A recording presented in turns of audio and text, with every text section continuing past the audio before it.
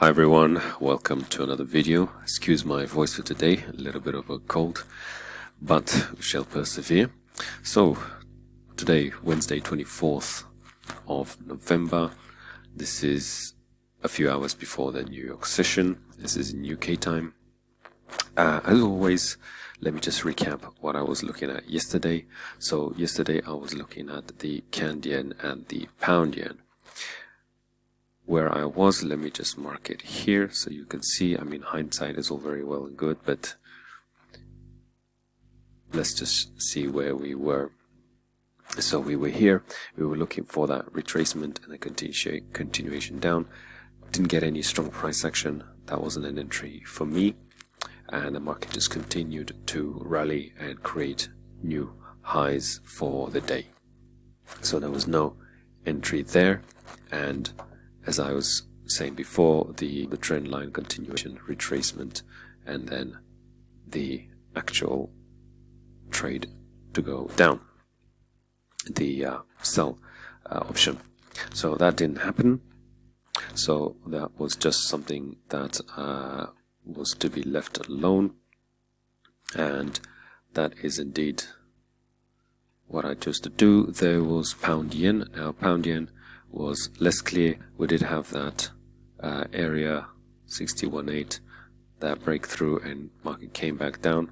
We had a nice move to the downside, breaking the structures, these swing points, and the market retraced, and there was an entry here, and as you can see, that was a loss. So that one was a losing trade, and the market continued to go higher. The yen was weak at that point, so that's why across the board it happened like that, and it is what it is. So I saw this trend line being broken. I thought this was the retracement. It wasn't to be, so it was what it was, and that was just one of those losing trades. So that's the review of yesterday. Now let's have a look at today. So the issue with today is that we have the major news, FOMC, later in the evening UK time, which is the afternoon, 2 p.m. US time, New York time.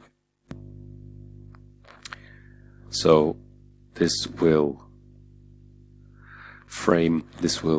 give us a little bit of a heads up to see what's gonna happen. The whole market will kind of prepare for this event, and I do have as well at the New York session a piece of news here for the dollar and another smaller one later on as well. So I'm gonna bear that in mind and see what happens. Now, the trade I'm actually looking at is the Euro Aussie. So let me just have a look at the chart for Euro Aussie, and I'll show you what I was looking at. So if we zoom out, if we go right out to, in this case, the monthly chart, you can see that the market is trending downwards. We had a very large bearish candle last month, and I'm looking for that continuation, for the market to do the continuation of that momentum to the downside. So we had that retracement of this monthly candle, and I'm looking for that continuation lower. So my bias is to the downside. If I look down on the weekly, I can see that again my bias is to the lower prices, which would be down here. You can see that we've had these swing points, so I'm taking this as the swing on the weekly chart. So obviously this is a much higher time frame than intraday, and we can see we're having the market close lower, so I do have an expectation that my bias, both here on the monthly, weekly, and we can see the daily candles now closing lower, is still weak. what I'm also noticing is that these very bearish candles here, and then we'll just have one bullish one and a continuation of the weakness, bearishness. So the downside is the favorable direction.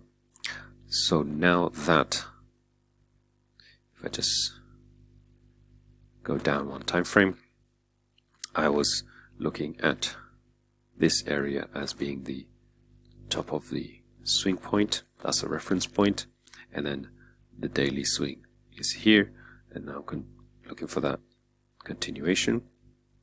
So now if I go lower down to 1 hour, I can see that the market has been pinging off this level here. You can see it's come in and come back down, made an attempt and come back down. So again, more indication of bearishness here.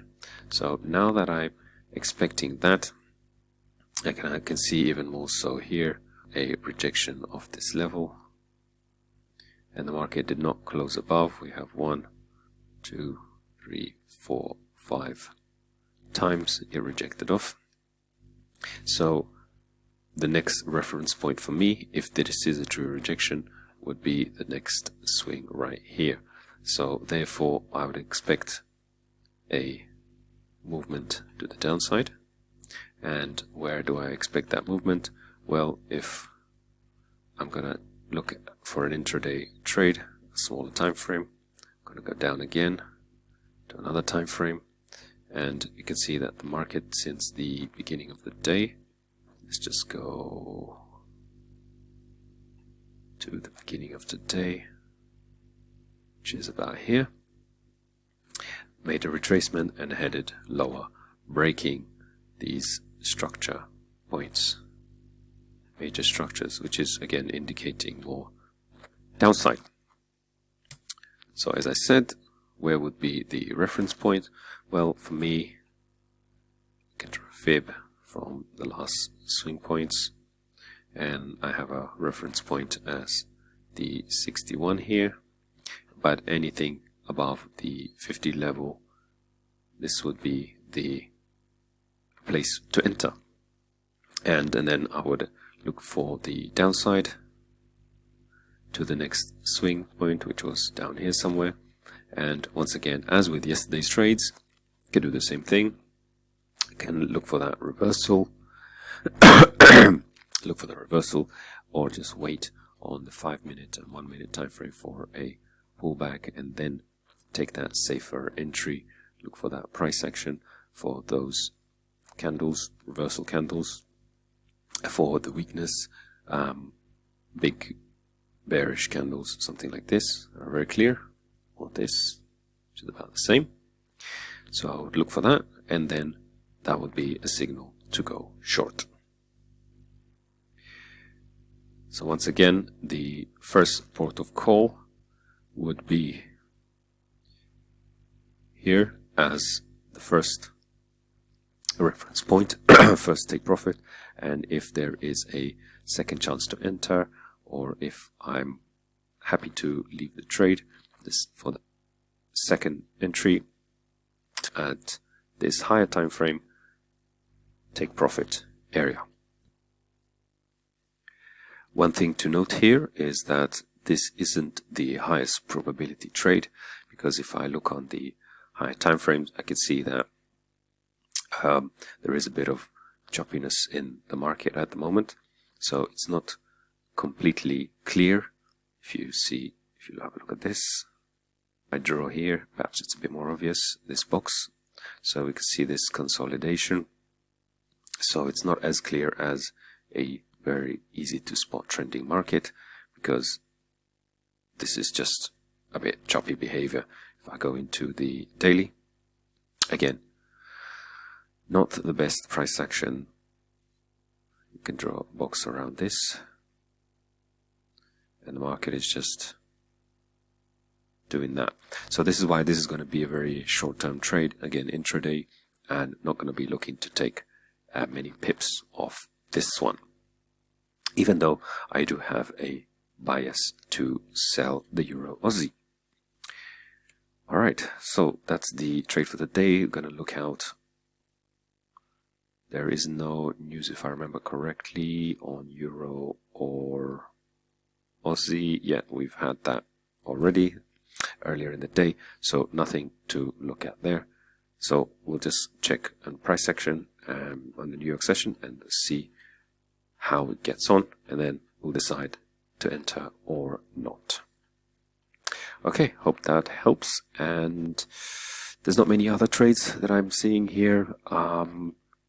It is the FOMC, so it's better to just wait until tomorrow, until the picture becomes clearer. So I'm not going to look to trade Euro dollar or Aussie dollar or dollar yen or anything like that. So none of the major pairs.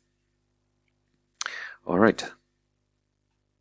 Thanks for watching. Good luck. As always, manage your risk with the entry, with your trade, and don't risk anything you can't afford to lose. Thank you, and see you tomorrow.